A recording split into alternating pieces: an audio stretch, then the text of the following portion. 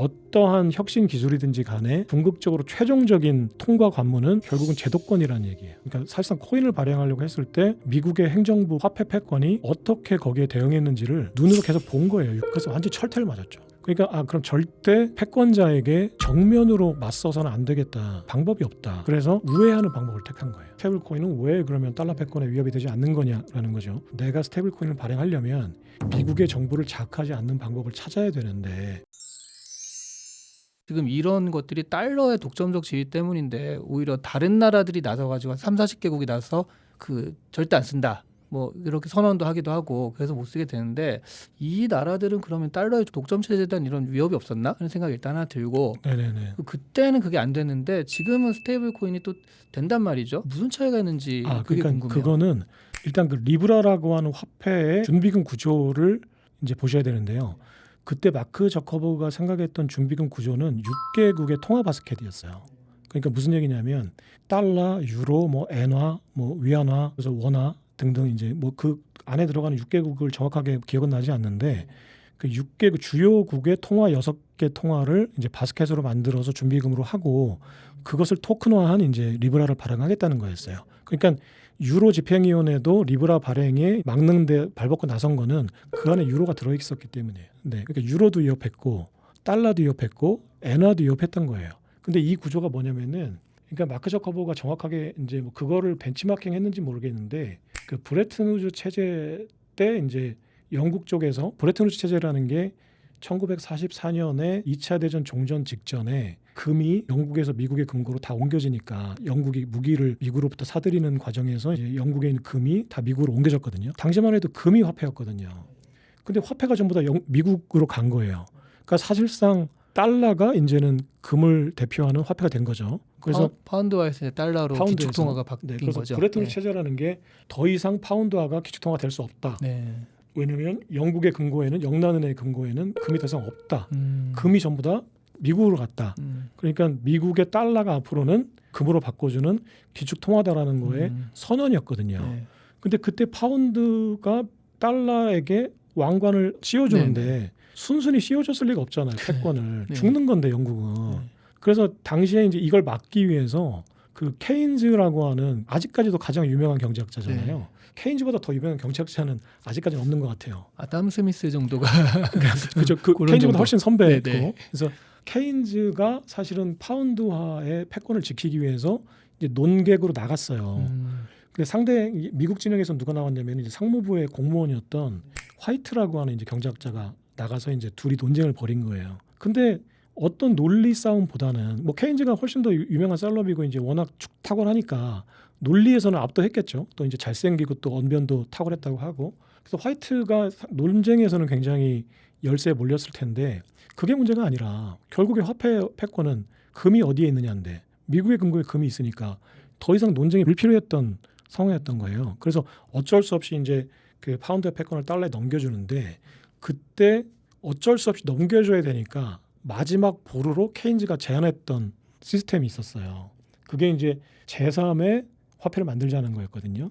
그러니까 파운드도 아니고 달러도 아닌 제3의 화폐를 만들어서 그러니까 그 전 세계 주요국 공통의 화폐를 만들어서 이것을 기축통화로 쓰자라는 제안을 했는데 그게 방코르라는 화폐였어요. 방코르라는 화폐를 이제 제시해주고 그 방코르의 화폐에 미국의 달러, 영국의 파운드, 뭐 독일의 마르크, 뭐 프랑스의 프랑 등등의 이제 주요 국가들의 통화를 바스켓으로 묶어서 제3의 화폐를 찍어내자라는 거였어요. 그 리브라의 원형이네요. 리브라의 완전히. 원형이었죠. 네. 그러니까 이게 이제 기축통화 전 세계 글로벌 화폐를 만들자는 네. 거였는데 가만히 들어보면 그럴듯한데 네.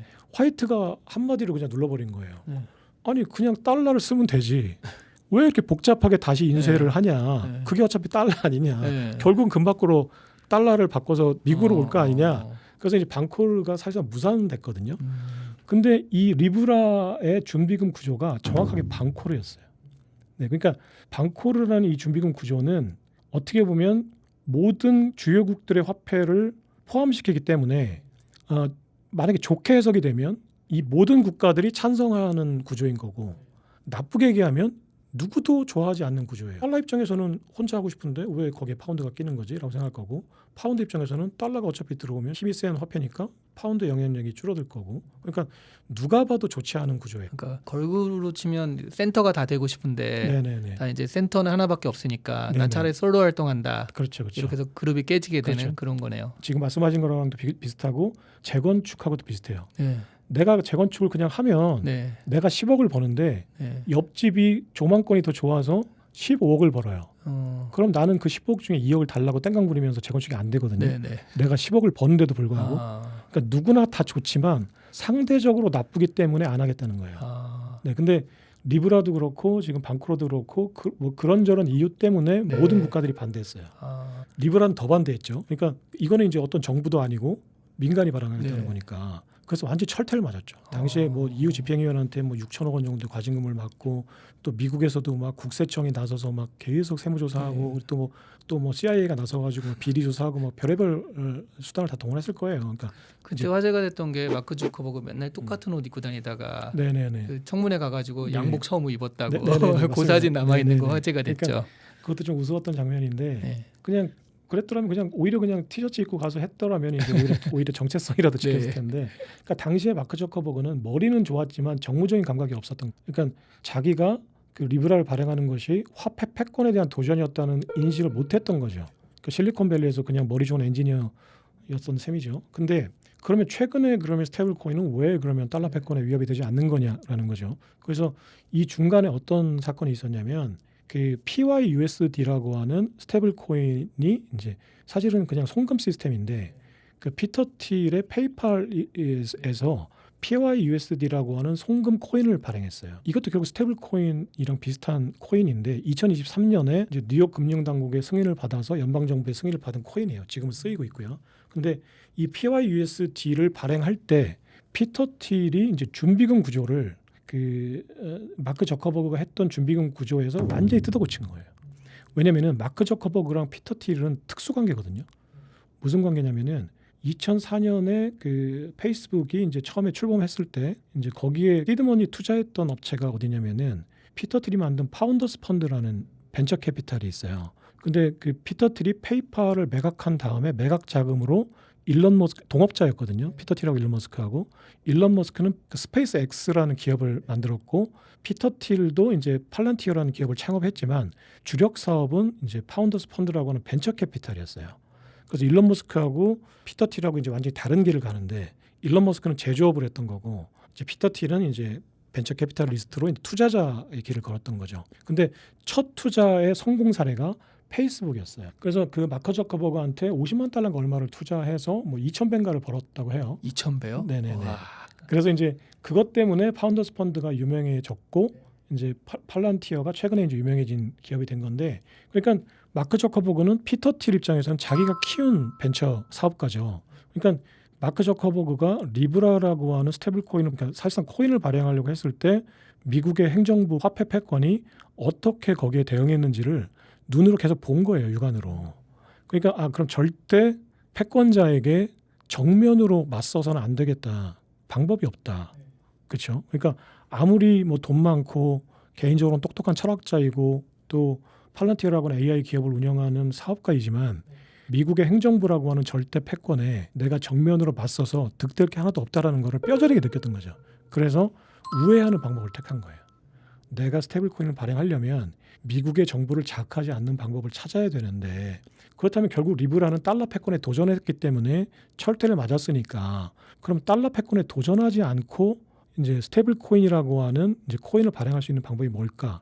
결국은 준비금 구조에 있는 건데 이 준비금을 만약에 달러만 가지고 준비금을 만들겠다고 했으면 그렇게 철퇴를 안 맞았겠죠. 근데 달러, 유로, 뭐 바스켓을 만들겠다고 해서 맞았으니까 그렇다면 달러만으로 준비금 구조를 만들면 미국의 그 달러 패권의 위협이 안 되니까 이제 그 금융당국의 승인을 받을 수 있을 거다.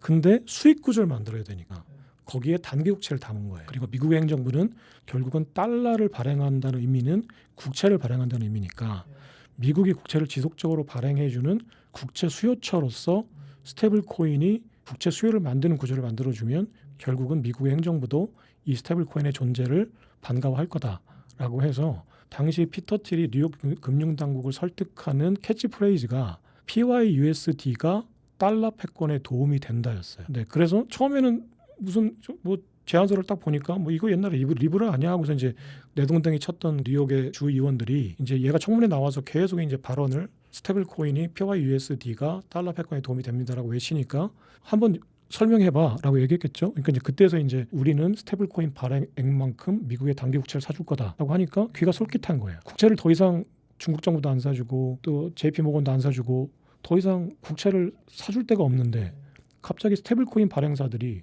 스테이블 코인을 발행하는 만큼 국채를 사주겠다고 하니까 야 이거 스테이블 코인을 발행하는 게 장땡이네라는 생각을 했겠죠. 그러면 종이돈 달러를 다 태워버리고 전부 스테이블 코인을 써 이렇게 강제할 수만 있다면 제일 좋은 거잖아요. 지금 전 세계에 예를 들어서 30조 달러의 그 달러 유동성이 돌아다닌다고 하면 이 달러 유동성을 다 회수해서 다 태워버린 다음에 디지털 스테이블 코인으로 만들어서 자 앞으로 스테이블 코인만 쓰세요 그러면 30조 달러만큼 국채를 사줄 수 있잖아요. 그러니까 미국의 정부 입장에서 볼 때는 종이돈 달러의 사용을 줄이고 이제 스테이블 코인의 발행량을 늘리는 게 국채 수요를 만드는 거니까 이때부터 이제 트럼프 행정부가 귀가 솔깃해진 거예요. 그때 트럼프 2기 행정부 특히 이제 2023년에 이제 바이든 행정부 때였잖아요. 근데 그때 이제 그 피터 틸이 이제 계속 2016년 그 트럼프 1기 행정부 때부터 경제 자문 역할을 맡았어요. 피터 틸이. 그러니까 피터 틸은 당연히 트럼프에게 스테이블 코인의 역할이나 크립토나 가상자산의 어떤 이용 가치에 대해서 분명히 트럼프에게 얘기를 했을 거고 트럼프가 2기 집권 때부터 줄기차게 이제 가상자산의 수도를 만들겠다는 얘기를 이제 하잖아요. 그 대선 유세 때부터. 그때부터 이제 사실 스테이블 코인이라고 하는 거는 국채 수요처 이제 역할을 해줄 것이라고 이제 컨셉을 만든 거죠. 네. 그래서 좀 이해가 안 됐던 게 그런 거였거든요. 그러니까 결국 이건 민간 기업이 만드는 건데 USDC든 뭐든 근데 나라가 보증하는 것도 아니고 왜 사람들이 이걸 믿음을 가지고 살까라고 했는데 그게 결국 미국 국채를 가지고 있으니 미국이 보증하는 거나 비슷한 역할을 하게 되는 건가요? 그러니까 그 개념하고는 조금 이제 네. 그 분리해서 생각해야 되는데 그러니까 이게 이제 그 자산 격리라는 또 구조가 있어요. 그러니까 제가 만약에 이제 서클이라고 한번 해보세요. 그러니까 가장 지금 테더는 이제 적격 스테이블 코인은 아니고 지금 미국의 서클만이 이제 유일한 아직까지는 이제 미국의 지니어스 액트를 준수하는 준비금 구조를 준수해주는 적격 스테이블 코인 업체인데 이 스테이블 코인 업체들이 예를 들어서 1억 달러의 스테이블 코인을 발행하면 1억 달러만큼의 현금이 일단 있는 거잖아요. 그 사용자들에게 일단 현금을 받을 거 아니에요. 1억 달러를. 그럼 이걸 가지고 이제 국채를 사거나 아니면 수탁기관에 이 현금을 예치를 해놔야 돼요. 근데 이 수탁기관에 예치를 해놓는다는 얘기는 무슨 얘기냐면 예를 들어서 이제 카네기 멜론 은행에 이제 제가 1억 달러를 예치를 해놔요. 그러면 카네기 멜론 은행은 그 은행의 자산과 이 수탁 자산을 분리해놔야 돼요. 법적으로. 그래서 카네기 멜론 은행이 망할 경우에 카네기 멜론 은행의 채권자들이 이 스테이블 코인 수탁 자산을 못 건드려요. 이거는 그냥 별개의 그냥 자산인 거예요. 그래서 이걸 이제 파산 자산 격리라고 하는데 이 파산 자산 격리 제도가 이제 지니어스 액트나 클래리티 액트 상에 포함이 돼 있어요. 그러니까 제3자에게 수탁하는 이 조건을 충족해야 이제 미국 중앙 정부가 라이센스를 줘야 돼. 내가 1억 달러를 고객들에게 예치를 받으면 국채를 사서 예치하거나 아니면 현금을 수탁하거나인데 이 모든 자산은 제3자 수탁기관에 수탁을 해놓고 발행사에게서도 격리가 되고 이 수탁기관도 자기 자산과 격리를 해놓으니까 이 두 발행사나 수탁기관이 파산해도 이 발행사나 수탁기관들의 채권자들이 압류를 못해요. 가처분 소송이나 압류 대상이 아니에요. 그리고 이제 나중에 청산할 때 이 스테이블 코인 이용자들이 최우선 변제권을 가져요. 그러니까 예금자 보호 대상은 아닌데 예금자 보호 대상에 준하는 제도권의 안전장치가 마련돼 있는 셈이에요. 네. 내 돈이 보관되어 있다라는 믿음이 있으니까 사람들이 믿고 이용을 하게 되는 그렇습니다. 거군요. 그러니까 언제든지 이제 그 실제 종이돈 달러로 바꿀 수 네. 있다라는 이제 그 교환의 네. 어떤 약속도 이제 계약서상에 있는 거고 네. 그리고 혹시나 파산할 경우에는 내가 최우선 변제권을 가지고 네. 내가 예치한 자산은 그 다른 채권자들이 못 건드린다라는 네. 거죠. 그 코인 하시는 분들의 가장 아픈 과거가 2002년 루나 사태잖아요. 네네. 그것도 말하자면 1대1로 연결이 된다. 달러랑 연결이 된다. 어쩌고 이 돈 다 있다. 뭐 이거 다 비트코인 사놨다. 뭐 이런 식으로 해가지고 네네네. 사람들이 좀 믿고 이용을 했다가 순식간에 한 50조 원 정도가 사라진 사건이 네네네. 있었는데 네. 거기가 그 준비금이 가장 다른 거죠. 그러면 그렇죠. 지금 그때 말씀을 이제 들어보면 아마 제가 그때 사태를 뭐 정확하게 지금 기억은 하지 못하는데 일단 루나 테라 사태와 최근의 스테이블 코인 적격 스테이블 코인 간의 가장 큰 차이는 그 스테이블 코인은 법정화폐 준비금과 연동된 스테이블 코인. 그러니까 지금 현재 지니어스 액트가 이제 규정하고 있는 이제 제가 지금 설명드린 이제 스테이블 코인이 대표적으로 있고 또 하나는 이제 알고리즘 스테이블 코인이 있어요. 그러니까 알고리즘 스테이블 코인이란 게 뭐냐면은 어떤 준비금도 없어요. 그냥 컴퓨터 상의 프로그램으로 가치를 1달러로 유지하는 거예요. 가치가 떨어지면 컴퓨터 프로그램이 알아서 그 코인을 소각시켜서 이제 공급량을 줄여서 이제 가치를 올리고 가치가 조금 올라가면 이제 발행량을 늘려서 알고리즘상에서 발행량을 늘려서 이제 가치를 떨어뜨려서 1달러로 계속 유지를 하는 거예요. 공급량을 조정해서. 근데 이건 이제 급격한 변동이 있을 시에는 완전히 그냥 그 데스 스파이럴이라고 해서 누구도 막지 못하는 어떤 뱅크런 사태가 발생해요. 이제 만약 예를 들어서 0.5달러로 급격히 떨어졌을 때라든가 알고리즘이 통제하지 못하는 상황이 돼요. 그래서 테나 루나 사태나 뭐 FTX 사태는 사실 이런 알고리즘 스테이블 코인이 급격한 가격 변동이 있어서 더 이상 컴퓨터 프로그램으로 수급량을 조절하지 못하는 상황이 됐기 때문에 발생했던 거고요. 이제 그런 어떤 뼈아픈 과거 때문에 그래서 사실은 저는 이게 이제 탈중앙화 시스템의 한계라고도 할 수 있는데 사실은 저희가 궁극적으로 이루려고 하는 가상 자산, 그러니까 블록체인 자산이라는 거는 사실은 알고리즘 스테이블 코인이 더 이제 본질적으로는. 왜냐하면 누구도 중앙 기관이 개입하지 않는 컴퓨터가 통제하는 컴퓨터라는 게 사실은 그냥 본질적으로 수학이라고 하면 수학적인 법칙이 대중을 통제하는 우리가 본질적으로 원하는 탈중앙성이잖아요. 그러니까 이제 알고리즘 스테이블 코인에 문제가 생겼을 때는 이게 이제 사람들의 문제 해결 방식이 잘못된 건데 예를 들어서 알고리즘 스테이블 코인에 문제가 생겼을 때는 그 알고리즘 스테이블 코인의 어떤 단점을 개선해야 되는 거지 알고리즘 스테이블 코인을 버린다는 의미는 아니잖아요. 근데 이제 사람들은 보다 쉬운 대안을 찾기 마련이잖아요. 그러니까 알고리즘 스테이블 코인에 문제가 있어 라고 하니까 그럼 알고리즘 스테이블 코인은 아니야 라는 결론에 도달한 거예요. 그러니까 그렇다면 다른 스테이블 코인은 뭐가 있지? 라고 하니까 법정화폐 연동 스테이블 코인이 있는 거예요. 법정화폐 연동 스테이블 코인은 준비금을 예치해 두니까 뱅크런 사태가 발생할 염려가 없죠 일단. 그러니까 그럼 이게 더 그 소비자들에게 이용자들에게 안전한 거 아니야? 라고 하는 명분으로 이제 법정화폐 스테이블 코인을 채택한 거잖아요 제도권이. 근데 가만히 보면 사실은 이게 소비자들에게 더 안전한다는 명분은 맞지만 사실은 미국의 달러 패권 행정부 입장에서 볼 때는 달러 패권의 유지가 가능한 구조기 때문에 이걸 택한 거지 소비자들에게 이익이 더 크기 때문에 택한 건 아니에요.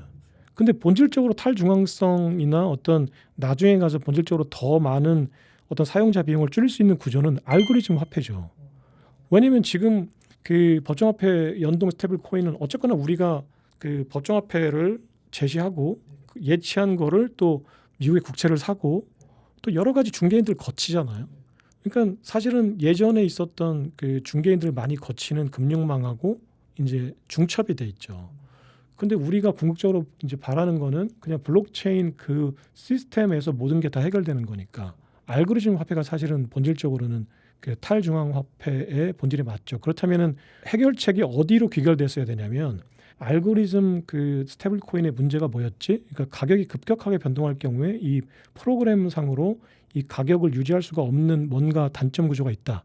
그러면은 가격이 급격하게 변동하지 않게끔 구조를 짜든가 아니면 가격이 급격하게 변동할 때 이거를 상쇄시킬 수 있는 대안책을 짜서 알고리즘 스테이블 코인을 진화시켰어야지.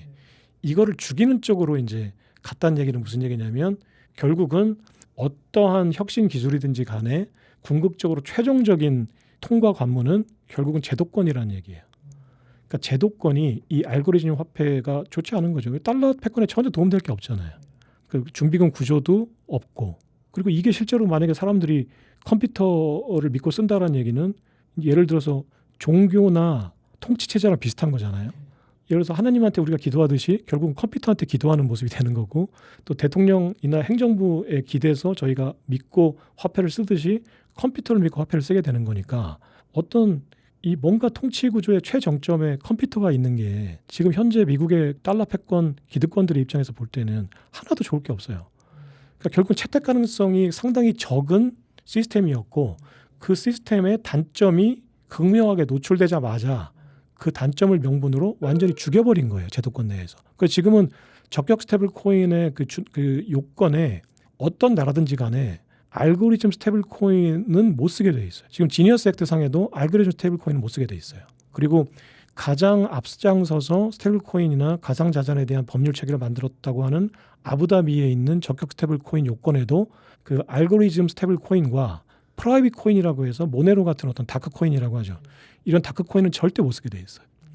그게 법에 명시돼 있어요. 알고리즘 코인을 못 쓴다라는 사실이. 코인이라는 게 탈중앙화를 처음에 기치로 만들어졌는데 지금 스테이블 코인은 완전한 진짜 미국한테 중심으로 모일 수밖에 없는 구조가 돼버렸네요. 그렇죠. 그러니까 네. 탈중앙성이라는 것 때문에 이제 일반 대중이 우리가 겪고 있는 인플레이션 문제나 이제 송금 환전 수수료 높음에도 불구하고 어쩔 수 없이 울며 겨자먹기로 쓸 수밖에 없는 화폐 사용자 비용을 줄이겠다는 목적으로 사토시 나카모토가 블록체인 화폐를 만들었는데 네. 그리고 또 그 이후에 이제 여러 가지 알트코인이나 스테이블 코인들이 파생적으로 만들어졌는데 결국은 이게 이제 어떤 혁신 시스템이든지 아까 제가 말씀드린 대로 이 혁신 시스템이 결국 최종적인 채택의 관문은 기득권이라는 거예요. 네. 기득권이 채택되지 않으면 결국은 제하에서 네. 이제 그냥 제하에서 그냥 남아 있는 뭐 좋은 게 있었더라 네, 뭐 이러면서 네. 그래서 이게 이제 딜레마인 거예요. 어떤 혁신의 기술과 이 혁신의 기술은 결국은 기득권을 깨부시기 위해서 만들어지기 마련인데 네. 결국은 이 혁신의 기술이 성공의 최종 관문이 기득권의 채택이라는 게 이게 이제 아이러니인데 근데 그럼에도 불구하고 현실주의자들 크립토 진영의 현실주의자들과 네. 기득권 진영의 현실주의자들이 결국은 타협을 하기 마련이잖아요. 네. 그 타협점에서 사실은 이제 진화가 이루어진다고 생각해요. 네. 불만족스럽지만 네. 그러니까 공화당이나 미국 트럼프 행정부 내부의 이제 현실주의자들이 결국은 스테이블 코인을 받아들이자. 네. 그런데 크립토 진영에서는 그러면 그 우리의 크립토가 결국은 메인 스트림으로 들어간다. 근데 요구하는 게 달러를 준비금으로 해라. 이걸 받아들일까 말까를 서로 고민했겠죠. 네. 근데 결국은 이제 서로 절충안을 만들어서 네. 이제 림위로 일단 올라간 건데 네. 본질적으로 사실 탈중앙성이 훼손된 건 아니지만 그 기득권의 어떤 규제가 이제 포장된 랩핑된 어떤 탈중앙성인 거죠. 근데 이제 미국